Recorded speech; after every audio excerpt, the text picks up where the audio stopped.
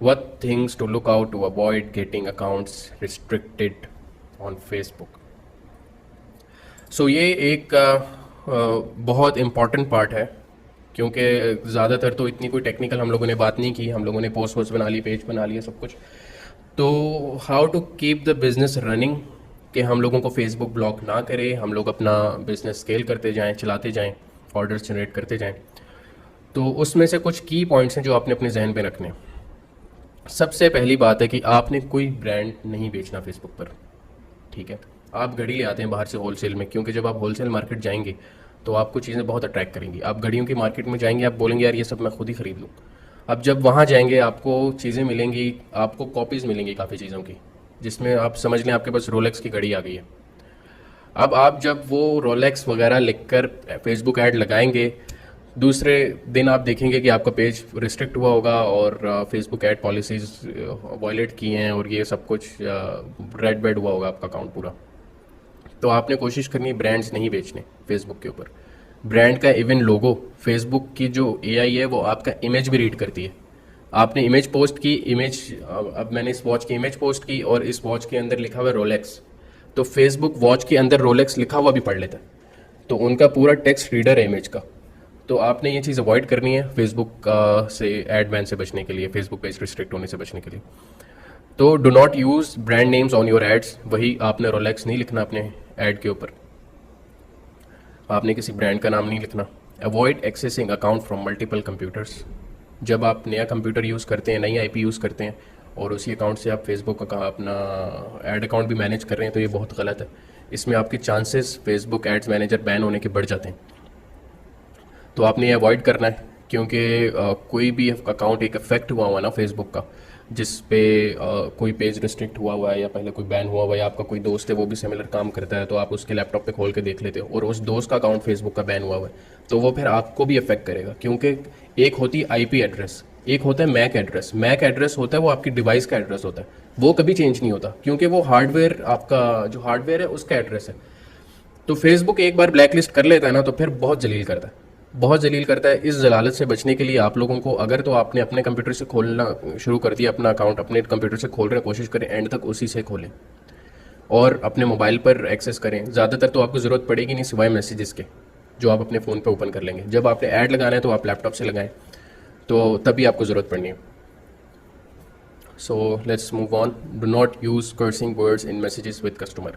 आप एक टेस्ट कर लें, बेशक वैसे बिल्कुल मनाएं। आप किसी बंदे को फेसबुक पे, अपनी आईडी को, एक आईडी से दूसरी आईडी पे फेसबुक के, आप कोई गलत बात उससे कर दें, अगर आप उसको गाली दे दें, आपका मैसेजेस बैन हो जाएंगे। पेज बैन नहीं होगा, आपका मैसेंजर बैन हो जाएगा, जहाँ से आपका ये पूरा काम चलना है। तो आपका फेसबुक पेज जो है ना, आपका जो फेसबुक बिजनेस पेज है, जो आपका स्टोर है, आपने, कस्टमर आपको आके गालियाँ देते रहे, कुछ जो मर्जी बुरा भला कह दे, आपने उस कस्टमर को कभी भी कुछ नहीं कहना उसके जवाब में।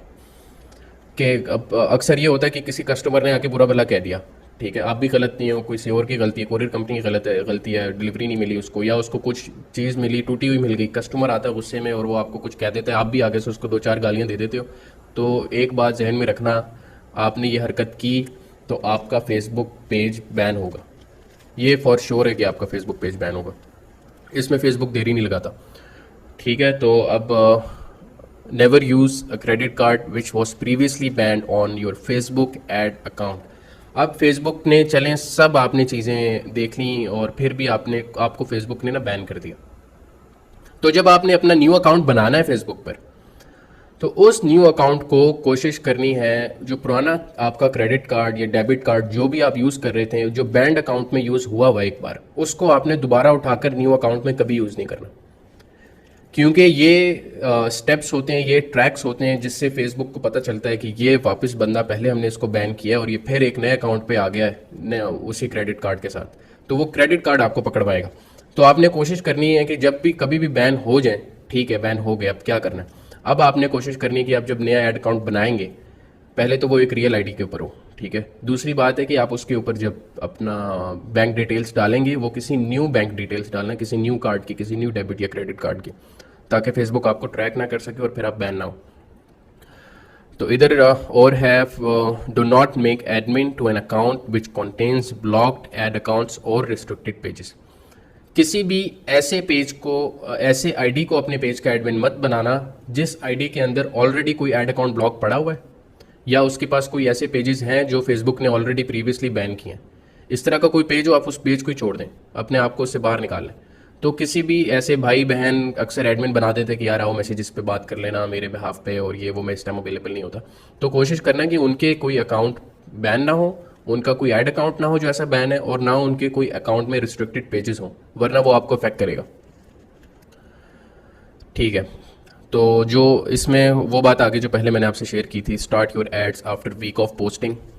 ठीक है, आप एक हफ्ते बाद अपने एड्स को स्टार्ट करना जो भी आपने करने हैं, और keep track of your Facebook page score. ये बात कोई भी नहीं करता, मैं इसका आपको दिखा देता हूँ। एज मैनेजर इसको आपने देखते रहना।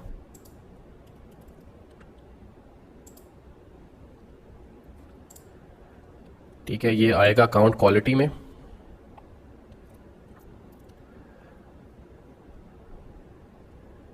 ठीक है, अब अकाउंट स्टेटस ओवरव्यू,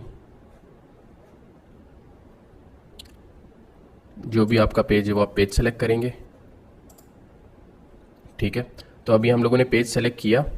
अब जो आपका ई कॉमर्स पेज होता है ना, आप बेशक फेसबुक मैसेजेस, फेसबुक पीएस चलाकर उस पर ऑर्डर लेकर आ रहे हैं, लेकिन फेसबुक को पता चल जाता है कि ये ई कॉमर्स पेज है, फिर फेसबुक आपको as a e commerce page ही ट्रीट करता है। ठीक है, तो जो भी आपका फेसबुक पेज होगा ना, जो अभी जिस तरह हम लोगों ने केएसए स्टोर नाम का बनाया, तो यहाँ पर आ रहा होगा फीडबैक स्कोर। जब भी किसी कस्टमर को आपका प्रोडक्ट मिल जाता है ना, तो इससे फेसबुक ट्रैक तो कर नहीं सकता, लेकिन जो भी बंदा आपको मैसेज करता है ना, उससे फेसबुक एक हफ्ते बाद एक सर्वे भेज देता है, फिर उससे पूछते हैं कि क्या आपका प्रोडक्ट अच्छा था, आया अच्छा था, या आपने नहीं खरीदा, इस तरह का कुछ। तो फिर उधर कस्टमर जब वो रिव्यू गलत दे देता है ना, फिर आपका फेसबुक पेज जो स्कोर होता है वो डाउन हो जाता है। तो 2 पे आ जाए तो वार्निंग होती है, 1 पे आ जाए तो पेज रिस्ट्रिक्ट हो जाता है, 2 से नीचे बल्कि हो जाता है। और आपका फेसबुक पेज स्कोर 4.0 है या 3.0 है तो ठीक है, 5 पे बेस्ट होता है। तो जब आप एक महीना भी चला लेंगे ना अपने काम को, तो यहाँ पर आपके पास ये अनेबल हो जाएगा। इस देर इसलिए शो नहीं हो रहा क्योंकि ये न्यू पेज है। तो आपने सबसे पहले पेज बनाने के बाद एक काम कर लेना, यहाँ स्क्रॉल करें। ठीक है, यहाँ लिखा हुआ है सेट डिलीवरी स्पीड।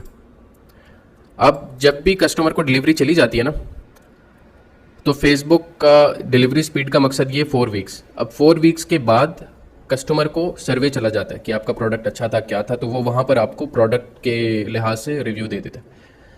तो ये चीज़ कस्टमर को जाई ना, तो हमारा पेज स्पीड स्कोर ख़राब ही ना हो, तो हम लोग इसको कर देते हैं 8+ वीक्स। अब कस्टमर को ये रिव्यू 8 हफ्तों बाद जाएगा। ठीक है, अब इसमें मसला ये कि कस्टमर का रिव्यू लेना अच्छी बात है, लेकिन ये वाला जो इनका सिस्टम है ना, ये गलत है।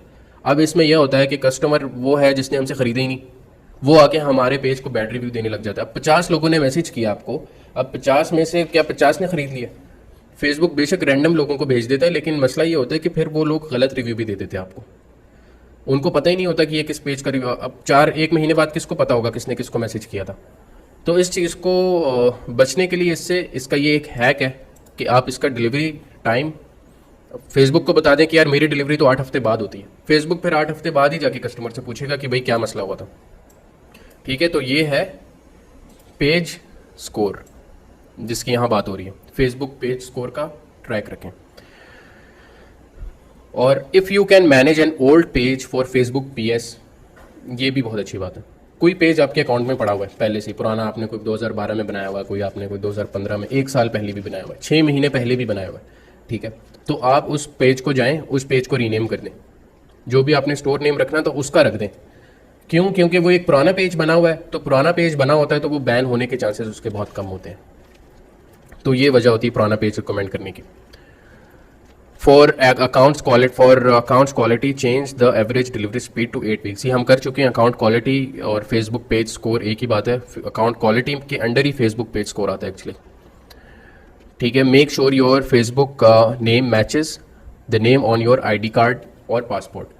तो अब ये वाली बात भी मैं आपसे कर चुका हूँ कि जब भी आपका फेसबुक अकाउंट होगा, वो अकाउंट आपके पासपोर्ट से मैच होना चाहिए या आपके ID कार्ड से, जो भी आप आइडेंटिटी वेरिफिकेशन के लिए फेसबुक को देते हैं। So that's all. I think we are done.